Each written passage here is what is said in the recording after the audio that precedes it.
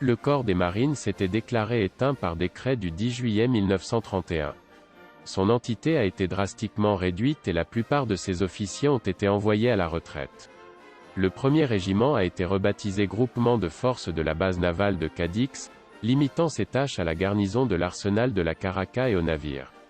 Au fur et à mesure que le développement de la guerre progressait, des unités expéditionnaires ont été organisées qui ont combattu sur les fronts de Cordoue, Malaga et Badajoz. Dans la vitrine sont exposés, un croquis avec les actions des 1er et 2e bataillons expéditionnaires. Les affaires du lieutenant-colonel Conforto et du capitaine Barrionuevo, tombés au combat. Un uniforme du caporal du Bando national, son fusil mousqueton et sa couverture. 2 mitraillettes utilisées par le côté républicain. Parmi eux, le mythique Narandrero. Nom donné pour être produit à Valence. Casque modèle Azania, avec aile et sans aile utilisé par les deux côtés, et le modèle de casque Adrian, utilisé par le côté républicain.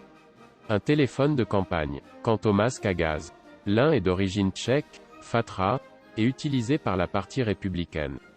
Les deux autres sont de fabrication nationale dans l'entreprise Construction de Material de Protection, CMP, utilisée par les deux parties. Parmi ces deux dernières, celle correspondant au modèle de 1927 possède un filtre allemand de 1937 et son conteneur métallique.